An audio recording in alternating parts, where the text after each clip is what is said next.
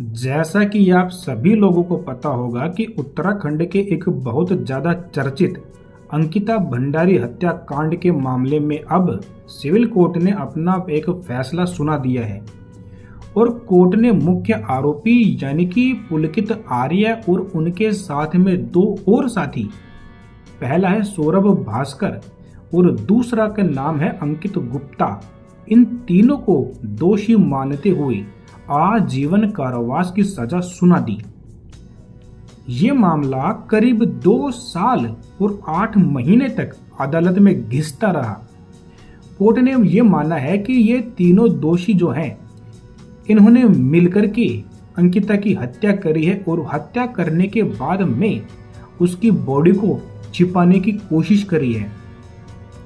सजा सुनाए जाने के बाद में तीनों आरोपियों को पुलिस ने अभिरक्षा में कोर्ट से बाहर लाया और उन तीनों को जेल में भेज दिया।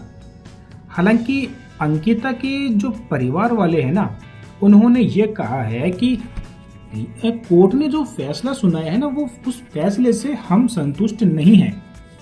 अंकिता के पिता यानी कि वीरेंद्र भंडारी ने ये कहा कि मुझे ऐसी उम्मीद नहीं थी कि ऐसा कुछ फैसला आएगा। मुझे लग रहा था और मैं ये मान रहा था कि इन सभी दोषियों को फांसी की सजा होनी चाहिए, लेकिन ऐसा हुआ नहीं।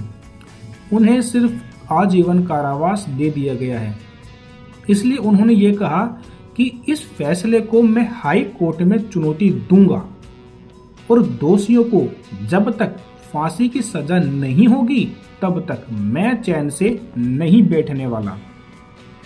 वहीं बात करें अंकिता की मां यानी कि सोनी भंडारी की, तो उन्होंने भी कोर्ट के फैसले को बताया कि ये तो गलत न्याय है, ये अधूरा न्याय हुआ है। अंकिता की मां ने कहा कि जिस तरह से मेरी बेटी की हत्या की गई, उसके लिए उम्र कैद की सजा काफी नहीं हो सकती, इसके लिए फांसी की सजा ही होनी चाहिए। आपको बता दें कि अंकिता भंडारी की हत्या के इस मामले में राज्य भर में लोगों को झकझोर दिया था और इसे लेकर बहुत ज्यादा दिनों तक लोगों में, पब्लिक में एक गुस्सा देखने को मिला था। अब परिवार हाईकोर्ट जाने की तैयारी कर रहा है, क्योंकि जैसा उन्हें उम्मीद थी कि ऐसा फैसला आना चाहिए, वैसा फैसला तो आया नहीं। तो अब अंकिता का जो परिवार है वो हाई कोर्ट जाने की कोशिश करेगा और फांसी दिलवाने की कोशिश उनकी पूरी रहेगी। अंकिता भंडारी की हत्या के मामले में एसआईटी की तरफ से जांच की गई और जांच के बाद में 500 पेज की, जी हाँ 500 पेज की चार्जशीट को कोर्ट में फाइल किया गया था और इसके अंदर 97 गवाहों को शामिल किया गया था। अभियोजन पक्ष की ओर से इसमें से 47 गवाहों को कोर्ट में पेश भी किया गया था।